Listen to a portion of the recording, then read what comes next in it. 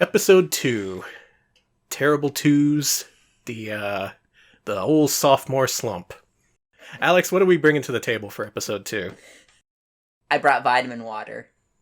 Oh, when's there going to be a Retro Pals vitamin water? I want to be like 50 Cent. Is this a vitamin water that... Yeah, this is the existential vitamin water that asks you what happens when your phone dies and doesn't know if it feels pain. What? And then it says, I know that this is a lot for a fruit punch to ask, but I'm curious. I shouldn't say pain. It knows if it feels... It asks if it feels anything. Give me that. It's existential. Glacial vitamin water. Revive fruit punch. What happens to your phone when it dies? Does it know it's dead? Does it feel anything? When it comes back to life, does it remember being dead? I know this is a lot for a fruit punch to ask, but I'm curious. That didn't creep me out until the next to last one, where it was all like, did it know it was dead and then it came back? Can it tell us about a light in the tunnel? Is it going to have a heaven is for real moment? Let's ask 50 Cent.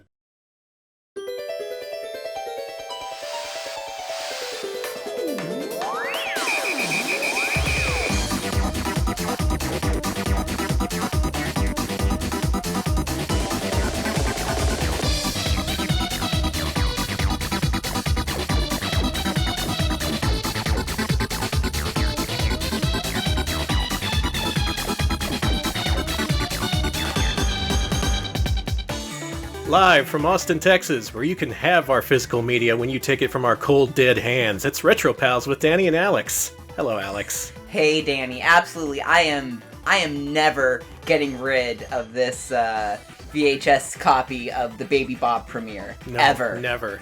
I will fight you. All our VHSs, that's the most durable movie format. You know, all these others, they're just going to get broken over time. VHS, that is built to last. You throw a DVD at a dude, it may snap. You throw a VHS tape at a dude... He's going to the hospital. Anyway, hello, we're Retro Pals. It's time for episode 2. Some people thought it was a good idea to come back after that disastrous first episode. So here's our chance at redemption. We're Retro Pals, and we're here to talk about video games. And hopefully not mess it up this time. So episode 2, I took notes this time. This episode takes a look at the download services that were previously available for cartridge-based systems. We're going all the way back to the beginning, folks. Alex has researched the Intellivision Play Cable, and I can talk briefly about the Atari 2600 game line. Well, this is interesting. I actually researched the Atari 2600 more than the Play Cable. Okay. But I'll let you know Go for it. Okay. What I do know is it was a delivery system through your cable company, like a lot of the other systems we'll be looking at today. And I think that one was, they were able to get some publishers for that one, some developers, unlike the Atari 2600 one where they were really screwed. But what would happen was you would connect with the Play Cable services. I think you would get subscription through them, and then you get like a secondary one, and then they pipe it into your Intellivision. I forget how many you were able to have, but I think you were allowed only a limited number of game downloads at a time. Probably so, well, yeah. So this was a service that you subscribed to as part of your cable package, and you'd hook up a cable to your old Intellivision, and you would download full version games. This was back in 1980, so right on the cutting edge, these Intellivision owners. Yeah, I think it was one of the first modems created for a game console. There are other modem systems for game consoles, but those weren't, some of them, like the one for the CDI, wasn't a game delivery service. It was just an online service. Also, the CDI had an online module. There was one for the CDI. Yeah, you could do, they're using it for, multimedia consoles and delivery systems and catalogs and things like that. It was more industrial use than home So it wasn't use. Like DLC for Wacky World of Miniature. No, unfortunately. That's a shame. No extra Rolo costumes. That is a damn shame. So yeah, around the same time, Atari was doing its... Game line system. So Game Line differentiates itself from Intellivision's because rather than being through the cable line, this was over telephone modem. Good old telephone technology. You hooked up a telephone jacks to your 2600, and you'd get full version games, much like the Intellivision one. I looked at a game list for that thing, and it looks pretty impressive. There was over 50. There's a lot of games for it, but the thing about the game line is they couldn't get a lot of major publishers on board, so a lot of the games that they had weren't super great. And just the crappy old Atari stuff. And the technology at the time was really interesting. Because these games, they'd be downloaded, but they could only be played about 5 to 10 times. Not just that, you'd have to pay for the the service, and then you'd have to pay per game as well. So you'd be paying like... They Divixed it? Yes, yeah. Oh my god, but why? I forget, there is a technical reason why it would only be played 5 to 10 times, but but you'd have to get a subscription to them, so you'd pay this as, the monthly, yearly fee. You would get a magazine with that, but then you'd have to pay per game title, and they wouldn't last either. So you'd get like 5, 10 plays, and then that's it. Dang. And these games aren't that great either. But the history of the game line is pretty interesting, though, because... Tell us all about it. Well, the creator of it wanted to do other things as well. He wanted to do not just game line, but he wanted sports line, a way for people to look up sports through their phone. He wanted, I think there was a TV line, there's all these other kinds of lines, a news line, stock line, things like that. But the first time he tried it was through a cable company with music. He wanted to do a music online service, but music publishers were like, no, we don't want streaming music, not now. That's never going to take off. This is a dead end. Just go ahead and delete that technology. It's not going anywhere. Game line lasted until about the same time that the Play cable did, until 83. The crash destroyed it because, well, you could pay $2 to play a game 5 to 10 times through Game Line, or you could go to the Radio Shack and pick up like 10 games for like $5. $2 each. Just so like sealed. Yeah. It was an extremely bad deal. That was the result of the game crash. You could get really cheap games, and they were all really terrible. However, GameLine kind of evolved into something else later. The guy really liked the idea of the games and stocks and whatever, accessing those kind of portals through your phone. So, 1994, they came back, they changed their name, and they eventually became America Online. And now you know the rest of the story. Yep, America Online started off as an Atari 2600 game download service. And a failed music streaming service. One of the first. Yeah, that just goes to show, if you don't strike first, strike 3 times. 4 or 5. Just keep going. That's how it goes, yeah. Strike 3, strike 4, strike 5. You get as many strikes as you want, as long as you don't run out of money. I don't know, anything else to say about these consoles? It sounds, at the time, considering games cost like $30, $40 before the crash, yeah, that'd be a good deal. Just pay $10 a month. You could download their, whatever their rotating lineup was, I guess. Which at the time was, it was less of a deal than it is now, because rotating titles like, oh, well, that's still more than I'd ever see at the local Toys R Us or whatever. There is no internet to find out about other games. This seems like a big smorgasbord of 2,600 games for me to consume. Just shove them in my mouth. So that happened. Yeah. Both those things operated for a good couple years, and they were cut short by the good old video game crash of '83. But years later, perhaps the strongest competitor in the video game field at the time, Sega, was the first to hop on the whole digital distribution thing in the AC, I guess, after crash. We're currently in AC 40 or something like that, if we're counting things in gamer years. Anyway, go to our website to pick up a gamer calendar. It's a 700-day year, with each day celebrating a different video game character's birthday.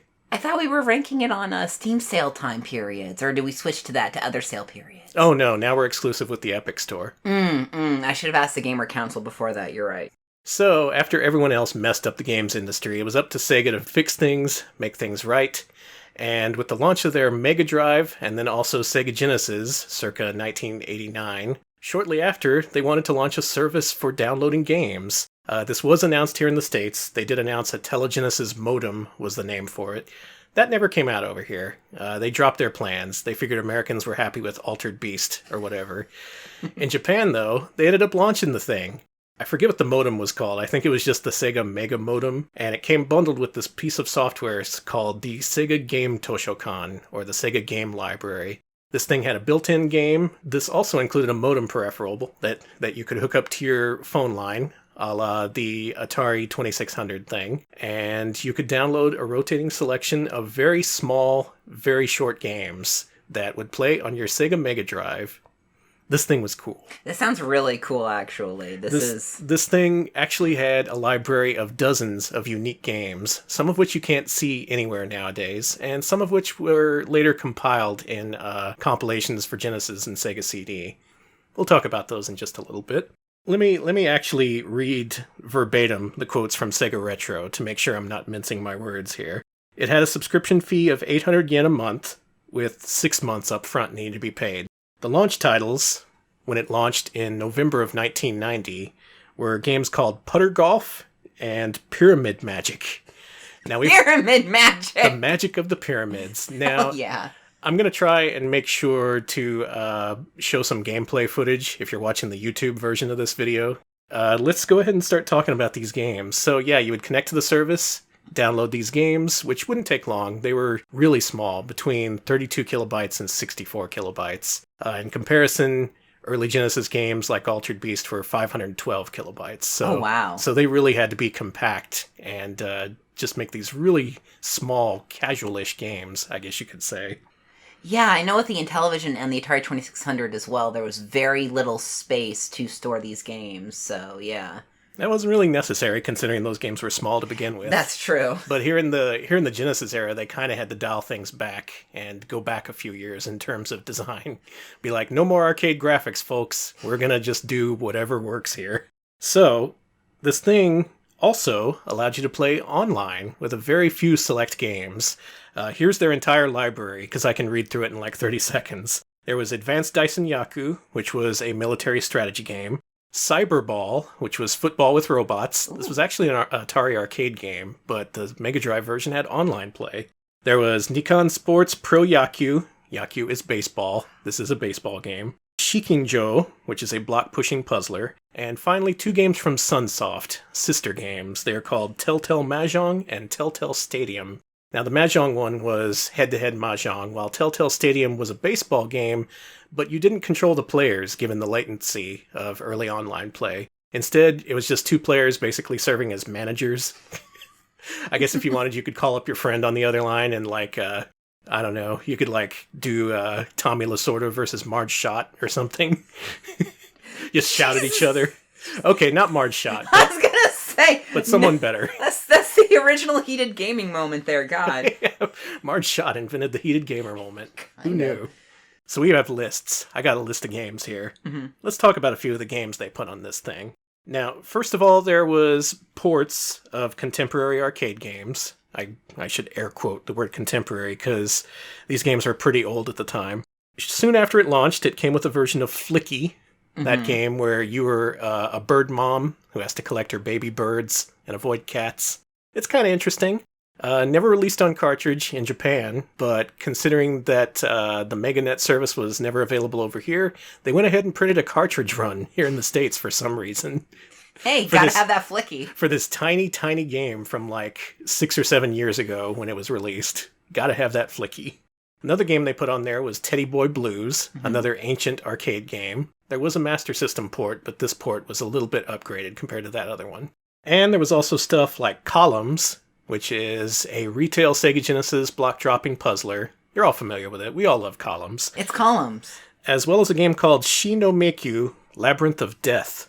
Oh. This was a game that was later remade and released in cartridge form here in the States as Fatal Labyrinth. Oh, I love that game! That's a good game. Yeah, that's one of the first console roguelikes. And the thing is, if you look at the original Shi no Meikyu, it's sort of like a prototype version of Fatal Labyrinth. It has like no borders on the text, the enemies look weird. So like they kind of had to revamp it before they released it here in the States. But if you ever wanted to look at an in-progress version of Fatal Labyrinth, I guess you could play Shi no Meikyu. Man, I had no idea. That's great. Yeah, so a lot of those smaller games that you saw on Genesis and you wondered, why is this a cartridge game? Well, that explains it. That explains why Flicky exists, explains why Fatal Labyrinth exists. I kind of like Fatal Labyrinth, but not many people do. Yeah, it's a real divider there. So let's go through the list here. Here's the list of all the Sega MegaNet exclusives. Those that I know a little bit about, I'll talk about. Those that I don't, I will just skip. So let's start off at the beginning of the list. This is a game called 16 Tons, or just 16T. Alex, you don't see any gameplay footage right now, so imagine this in your mind's eye. Mm-hmm. This is an infinitely scrolling platformer arcade game where you throw 16-ton weights at enemies who, in the game's fiction, are bugs. You're a programmer who has to squash bugs. Okay. It's pretty neat. That's interesting. Though the sprites are a little bit primitive given the limited size, so it looks like you're fighting a bunch of clones of the Hamburglar. I hear 16 tons and I think it's going to be about, hauling coal or something. Yeah, what do you get? Another day older and deeper in debt. True. The game was loosely based on that, I believe. It was Tennessee Ernie Ford's hit delving into programming. Mm-hmm. Squash those bugs. That was the lesson behind that song. Tennessee Ford, the original gamer. The original gamer. Somewhere along the line on this podcast, we're going to find out who the original gamer was, the OG, and we're going to honor them. Anyway, 16 Tons. If you play it for a while, you may notice it kind of superficially resembles Teddy Boy Blues, given that that's also a side-scrolling, infinitely 8-way scrolling game, where it's pretty much just a series of arenas where you have to kill all the enemies to progress to the next one. That's because 16 Tons is by the same designer and director as Teddy Boy Blues. And you can look at this as like an alternate version of Teddy Boy Blues, or maybe a prototype for a sequel, because it shares a lot of the same gameplay. It's just a little bit different, trying out a couple new things. The attack mechanics are different. And I appreciate that game existing because it offers another look at the Teddy Boy Blues formula. Something you wouldn't get anywhere. Maybe something they started developing but decided, oh no, this sucks, we have to give up on this. But it's not sucky enough to not be a Sega MegaNet game, so maybe polish it up and push it out via modem and people are happy.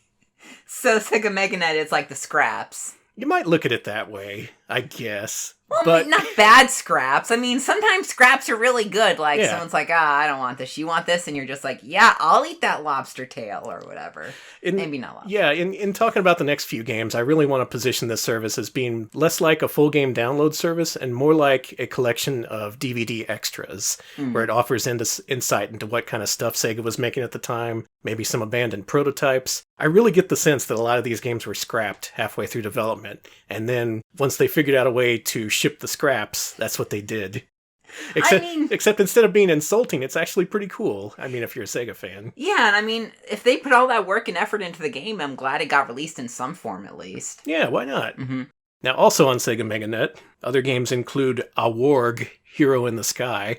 This is a game where you play as a robot, and every time you shoot things, you propel yourself backwards. You have to consider where you are in the environment before you just shoot things. So a shooter with recoil? Yeah. Wow. It's kind of like this really old Famicom game called Astro Robo Sasa. I was thinking about Sasa. Yeah. It's kind of like a 16-bit take on that. Again, very primitive, not quite ready for retail, but an interesting gameplay mechanic and fun to spend a few minutes on after you download it. Moving on, we have Hyper Marbles. It's marbles, but hyper. Cool. I didn't play this one. I'm sorry. Is it really like is it really like marbles or? I don't know. I hope there's like jacks. Is there a Hyper Jacks? It's just jacks with a bunch of EDM behind it. Brr, brr, Or like you're playing jacks with jacks from Mortal Kombat. Do it. Mortal Kombat people do this. Slam his metal arm on the ground and just anyway. It's also on the docket. Hey, it's another remake, Koi no Doki Doki Penguin Land MD. This was a Sega SG-1000 turned arcade game, turned Master System game, turned Mega Drive MegaNet remake. So this is like 3 levels removed from the original Penguin Land. And yet, it's still the same game, because it's a game about pushing an egg around, you gotta get it to the ground safely. You played this, right? So it's like Pengo or whatever. Kinda. Pingo is that overhead view game where you push the blocks. Penguin Land is I was the game. thinking of, you're right. Sega, it's easy to be confused. Sega has multiple games starring penguins in the 80s. There are so many 80s penguin games. It's honestly, it's just frustrating. You got your Pingo, you got your Penguin Coon Land, you got Penguin your Adventure. Penguin Adventure, you got Penguin... Yume Penguin Monogatari. That's it. There's too many penguins. You knew what I was thinking about. So if you want penguins, you're well served here on MegaNet, even though this really is just a gussied up Master System game. It's also had a series of games that were undumped as far as I know. Yeah, I didn't mention this, but a lot of these games are preserved. They were preserved officially in some cases and unofficially in others, because what you would have to do is find an old Sega Game Toshokan cartridge out there at Super Potato or whatever, and just hope that it has an undumped game on it so you can extract it. These have not been found as far as I know. There's 5 games in the Kinetic Connection series. There were Kinetic Connection games for the Famicom Disk System, and I think those are games where it's just like a jigsaw puzzle, but the image is moving. Other games include Kiss Shot, Metal City, Megamind, and Paddle Fighter. Any of these sound interesting? Megamind, I mean, it was a hit movie, yeah. A lot of people into that Megamind, let me tell you. Paddle Fighter I have played. That's pretty much... what you call the ski and shoot. Skeet shoot? Skeet shoot. No, the thing with the paddles when you're in the arcade. Oh, air hockey. Air hockey. Wow. Oh, my brain is... I was going to say, that's usually my brain does that. Folks, it's Saturday. I have my brain turned off. Yeah. Paddle fighter. Yeah, it's extremely high energy, high tension air hockey where you play against a computer player or a second player. You get power-ups. The computer player shit talks you the entire time while you're playing. That's pretty cool. Again, just little tiny projects, not like these huge RPGs or adventure games, just like little games from Sega. The tiny games that they couldn't quite fit into a cartridge. That's kind of nice, though. It's sometimes nice to go back to smaller games where I don't have to put in like 300, 400 hours, you know? Exactly. Yeah, the casual games market is a thing nowadays. It's like Sega almost foresaw that coming. Now, another cool thing that was available from this service was a series of Phantasy Star 2 text adventures. This is super cool, in my opinion, because if you played Phantasy Star 2, there's a lot of different characters who join your party, except once they do, they introduce themselves with a couple of sentences of text. They're like, hey, I'm Amy, I'm a doctor, I want to go with you to fight the Mother Brain. Okay, thanks for putting me in your party, I appreciate it. And then you never hear from them again. Like, they say those couple sentences right when you meet them at your house, and then they don't say shit for the rest of the game. They are just... Yeah. They are dead weight. So what Sega did, in order to flesh out these characters, is they created a series of text adventures, each starring one of the supplemental party members from Phantasy Star 2. So instead of getting their stories fleshed out in the game itself, you could go on the Sega MegaNet and learn things about your favorite side characters via these little vignettes, I guess.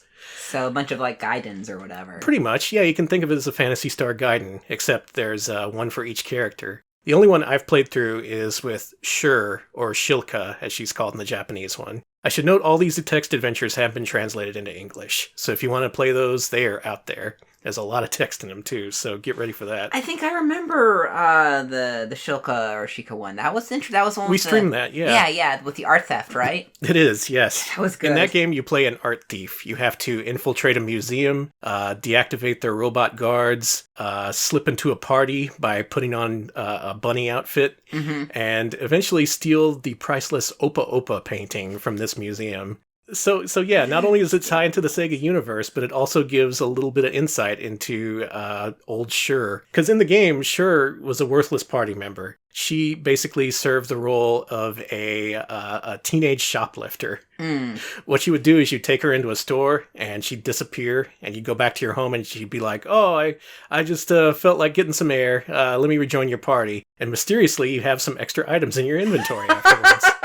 Okay, that rules. And that's all you know about Shur in the entire game. So if you want some more insight into who she is and why she does what she does, you got to play that text adventure. And the thing is, it's pretty entertaining. It's pretty well written, and all the different ones have different gameplay styles. Like the Shur one has almost no combat because she's all about avoiding detection, while others make you play as bounty hunters, and you have to get into combat. And the combat is controlled through dice rolls, so it's pretty much just Dungeons and Dragons. Oh wow! But if you can deal with a lot of text and combat being entirely random, since it's based on dice rolls, you can have a lot of fun with these games. Check them out if you're a Phantasy Star fan. Honestly, if they're as good as the Shur one, yeah, definitely look at them. I really enjoyed the Shur one. That was so cool. Yeah, and you can beat them in like half an hour to 45 minutes. Just real short, maybe not super replayable, but it gives you extra insight into what was one of the more popular Mega Drive games at the time.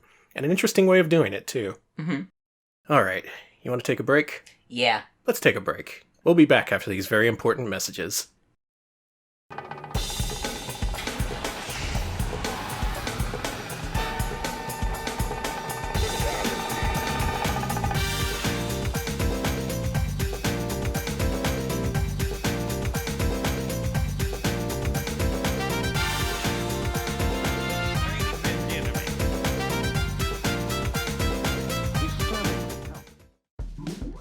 Folks, I hear some of you out there are going without insurance, and that's no good. So we're here to talk to you about Civilities Freedom Insurance. Civilities Freedom Insurance. They give you the freedom to be insured. Now, you're talking, I can't afford insurance. What am I, a guy with a job? Well, there's good news for you, because Civility offers insurance plans on a sliding scale. Say you have one car and you want to put it under insurance. You want to insure that car. So that'll cost you a little bit a month. However, with Civility, if you have 2 cars, that cost gets cut right in half. Just slice it right down the middle, 50% off. And it doesn't stop there, folks. 3 cars? That's 75% off. 4 cars? You're insured for free, motherfucker. And 5 cars or more? Civility starts paying you. Not just that, Civility's got an app. That's right, they've entered the 21st century with an app on iOS, Android, Windows Phone, Zune, every single platform. Get paid through the app. Just submit your personal information, and they will give you $1 to use towards apps in the Google Play Store. And if you use the app to buy special Civility bucks, you can use those bucks on Freedom's Gotcha. You say you've got 1 car, but you want that 100% discount. Roll that gotcha. Maybe you'll get a 1% discount. Maybe, unfortunately, you'll get a -2% discount. But keep rolling, because eventually, it's free. I got an S-Rank Sugo Rare 100% insurance discount. Amazing! And you can too with Civility Insurance. Civility. They say it's too good to be true, but it's true. It's damn true. Civility. Offer available in 42 states. Not Texas, sorry.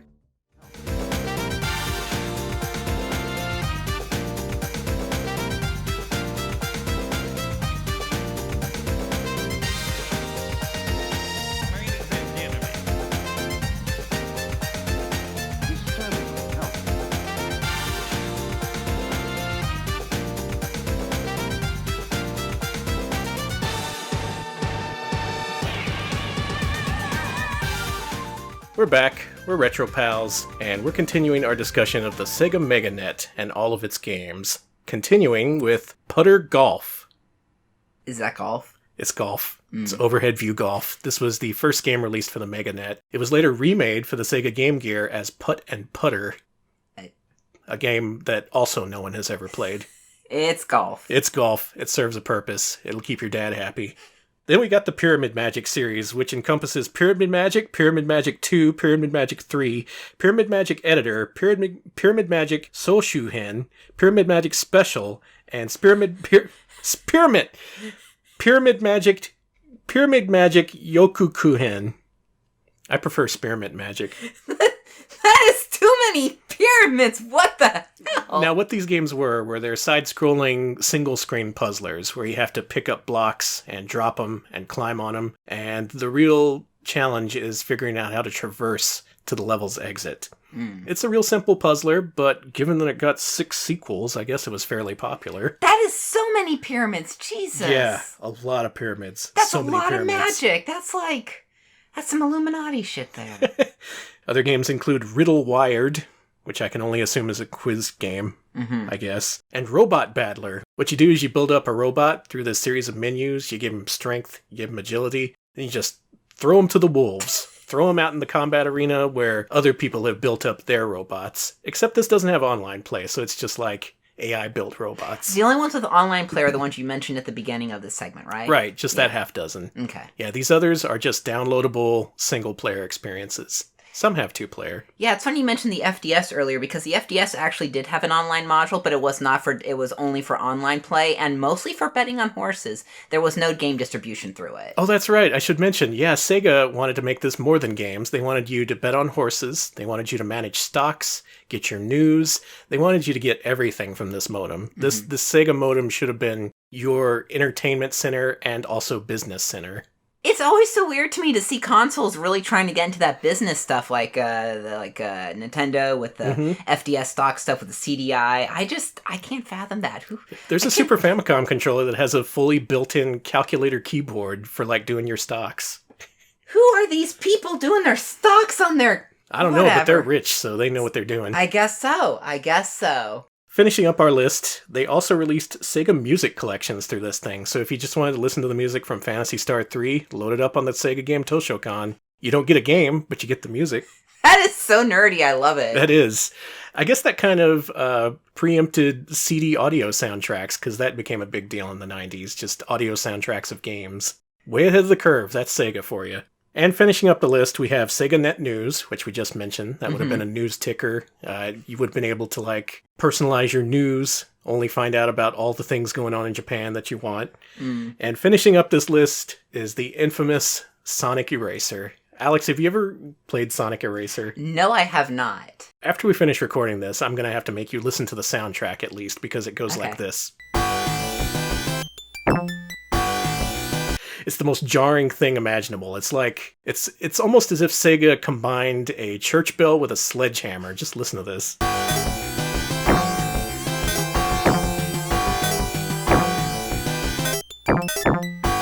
Oof. That was a game that was thought lost for a while because that was not compiled in any Sega compilations. Eventually it was also translated, so if you really want to, you can play what might be the jankiest Sonic the Hedgehog game ever made. Yeah, unfortunately the game itself is not too great. It's kind of just like a block-dropping puzzler a la Columns, only with some really terrible music and some really questionable Sonic sprites. So if you want to see Sonic like you've never seen him before, go to your Sega MegaNet. So on that note, I did mention that these games were compiled in limited ways. The Sega Game Toshokan service ended September 1992. It ended with 3,500 subscribers, so still a pretty good subscriber base. But unfortunately at that point, those games were gone. You couldn't get those anywhere. They were just completely out of print, unavailable. Unless you happen to come across a used Sega Game Toshokan cartridge, you're not going to play those again.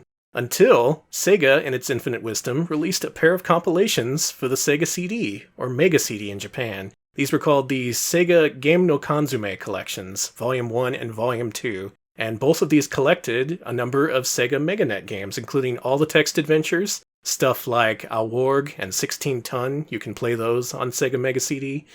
Unfortunately, they couldn't get all the games, considering there were several dozen. There was only a few of the Pyramid Magic games, unfortunately, so not all 8 of them. Sonic Eraser is not part of the collection for some reason.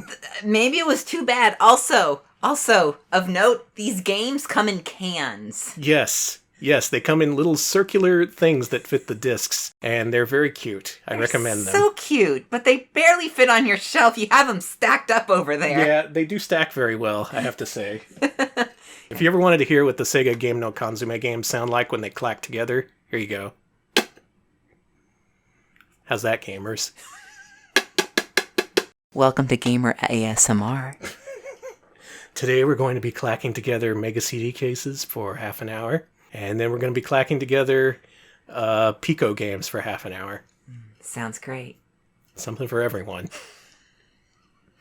And then I'll be brushing Sonic's beautiful spines for about 2 hours. Then his feet. So anyway, after the whole Sega Game Toshokan MegaNet thing flatlined, that wasn't the end of it, because over here in the States, they launched a little thing called Sega Channel. This is not through phone lines, this was another cable network thing, a la the Intellivision service. And man, I think the Sega Channel only existed to make kids really jealous of other kids who had that service.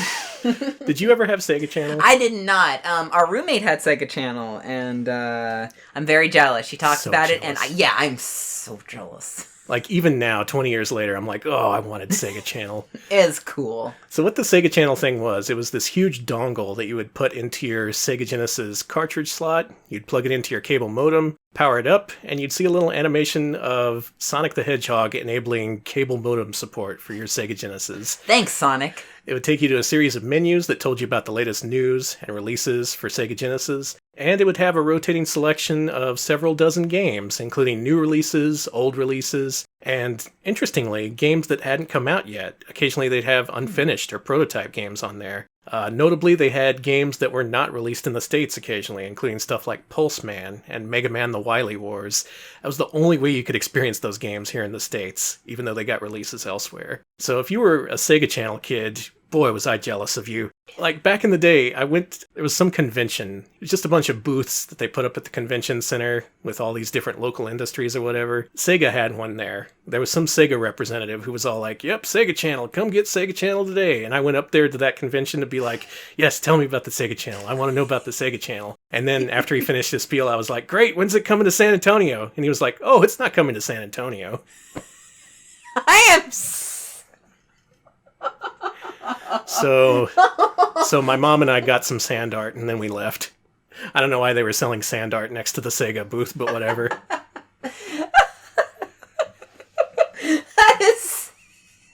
And ever since then, I've been bitter about it. It's like, I could have been playing Mega Man: The Wily Wars. I could have been playing Pulse Man. I could have been playing that unreleased director's cut of Garfield Caught in the Act. Oh yeah, the good one! Yeah, occasionally they would have stuff like that, just, not remastered, but I guess upgraded versions of retail games, like the Garfield platformer had a couple of exclusive levels. You're not going to play those anymore. Those are gone forever.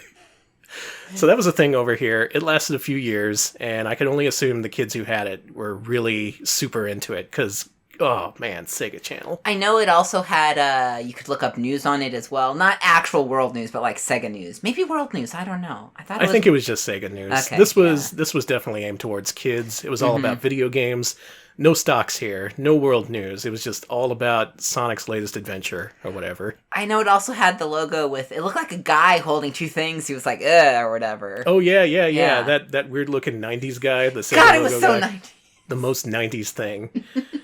And I didn't know this up until a couple weeks ago, but Sega Channel, it was actually a thing in Japan, too. They brought it back a couple years after MegaNet shut down. They decided, Sega Channel, we're bringing it to Japan. And it was pretty much an equivalent service. Like, I think the technology and the ROMs were different, but, you know, the main gist of it's still there. Download a rotating selection of games.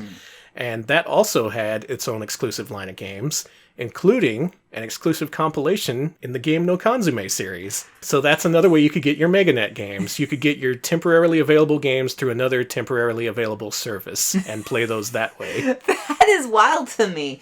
Did this one also stay more aimed towards kids, or did this have like stock options and stuff like that? I think it was based towards kids because it had this cartoonish bird mascot who kind of looked like he was being cool for kids.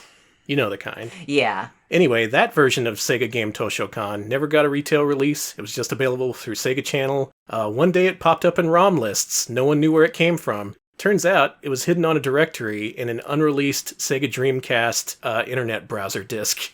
Someone extracted the ROM of that game that was previously only available through Sega Channel. I guess they wanted to make it a freebie or something. That's amazing. What's even more amazing is that Sega is set to re-release that ROM publicly and officially with the upcoming Mega Drive Mini. That's been announced to be one of the 30 included games in that collection. That is wild to me. Wow. So it was a long time coming, but finally we have some semi-permanent way of playing these games after they bounced from service to service to service, and then finally it's out in 2019 as part of an official Sega collection. Is this going to be in the American one, or...? It will not be in the American one. Of course. They replaced it with Earthworm Jim. Not a good trade. Great! Not a good trade at all. I do like that at least somewhere in the world, Sega found a way to cram that unreleased game, or semi-released game, back into some hardware and bring it back into the social conscious. You can look at it in another way. You can be like, hey, another 10 bonus games on top of the 30 games included with this thing. Just they're all in this one ROM. And they're all really tiny. So someday soon, you will be able to experience pyramid magic. And you will find out the real pyramid magic is within us all. Wise words, Danny. So to finish up this segment, I think we should talk a little bit about the Broadcast Satellaview. That's the name of it. We should talk a little bit about the Broadcast Satellaview. You have Nintendo amnesia. When it comes to Nintendo stuff, it's like... Oh, who cares about Nintendo stuff? Everyone knows about that. Sega, they're the ones leading the way. It wasn't like Nintendo introducing the Nintendo channel. No, it was the Sega channel. So anyway, Nintendo, following in the footsteps of Sega, released the Broadcast Satellaview for the Super Famicom in Japan.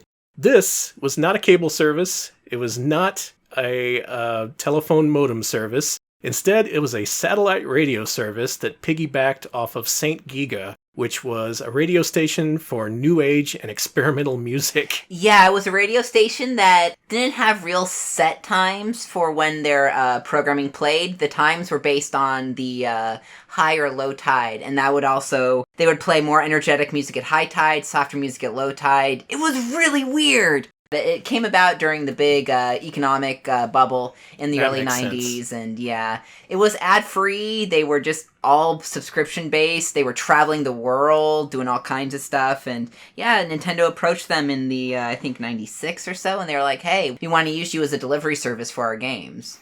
This was an interesting period for the Super Famicom, because unlike with Sega Channel, this wasn't while the console was still active. This was 96, Nintendo already rolled out the Nintendo 64. This was really to capitalize on their massive install base, the Super Famicom, hoping that people still had those systems kicking around and still wanted to connect them to satellite radio. And believe it or not, a lot of people did. A lot of people had that satellite radio service, so they bought this accessory that bolts onto the bottom of the Super Famicom and lets you connect to the satellite radio service and download exclusive stuff. Now, unlike Sega Channel, this thing had a hub world where you could, customize your own in-world character, you could buy cosmetic items, talk to different people for updates in the game world. It was everything Sega Channel offered, only it was gamified, like it was in the context of a little game world that looks suspiciously like Earthbound, if you ever take a look at it. It does, yeah. But that's not all. You don't just get to customize your character. At specific times of the day, they broadcast actual games. Most famously, the game referred to as BS Legend of Zelda. That was premiered through Satellaview. What would happen is you would get your Japanese TV guide, or whatever the equivalent was.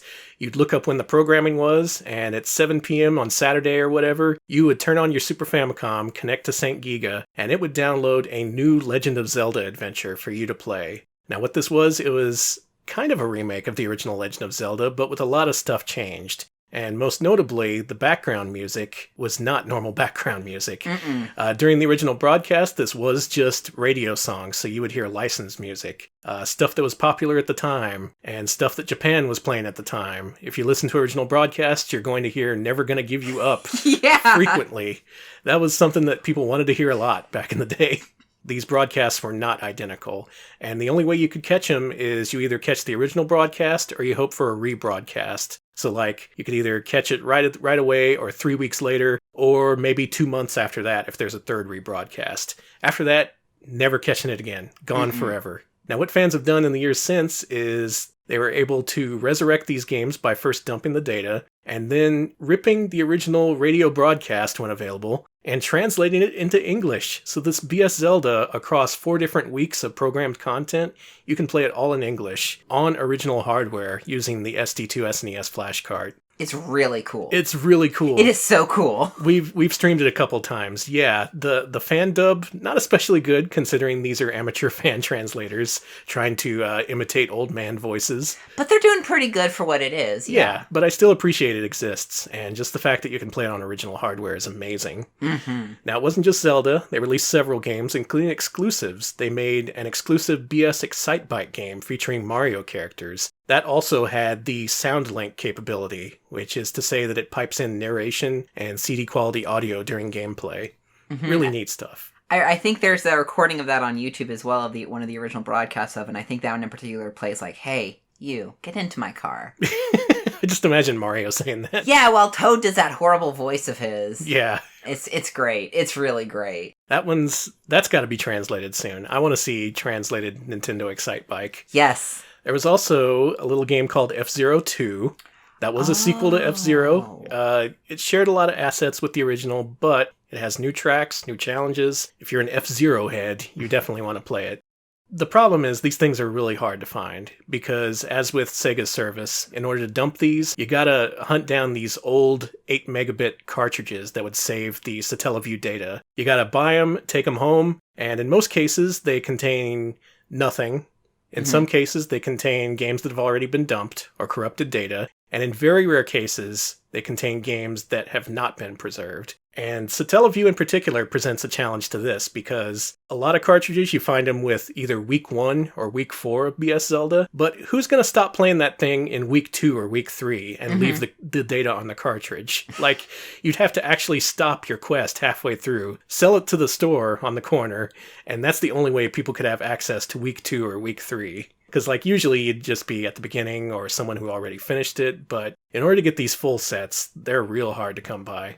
Most recently, there was a huge batch of Kirby games dumped. There's an exclusive Kirby pinball and pachinko games, among several other games released under the Kirby no Omocha Bako collection. That's Kirby's toy box. So go look into that. Yeah, people are going to be finding and attempting to preserve these Satellaview games for years to come, and I wish them luck. Go to your local preservationist and give them a hug.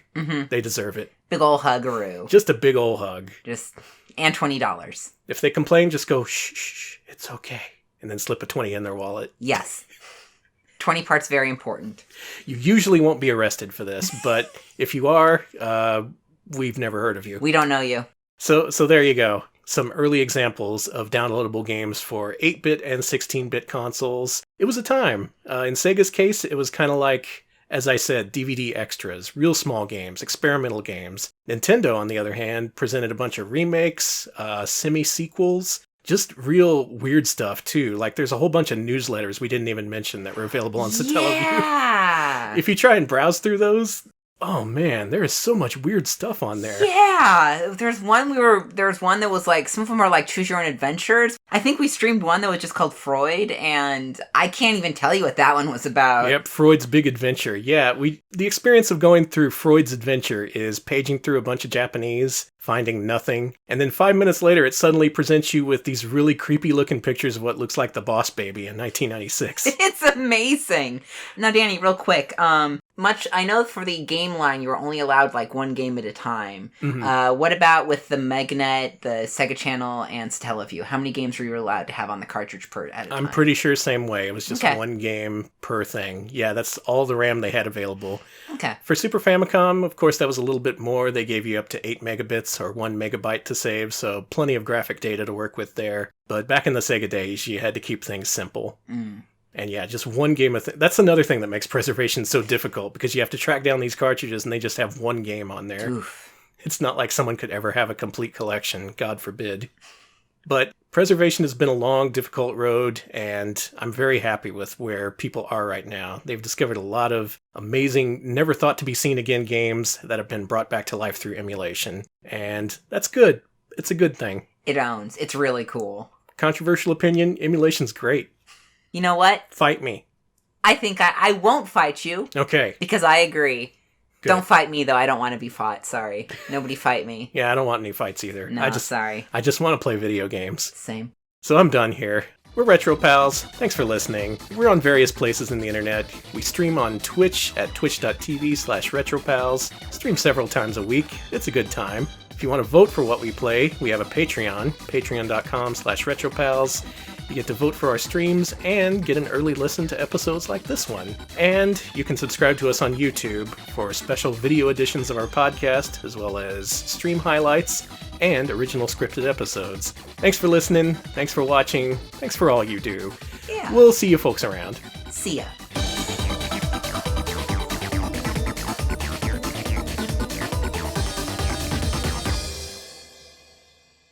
All right. Should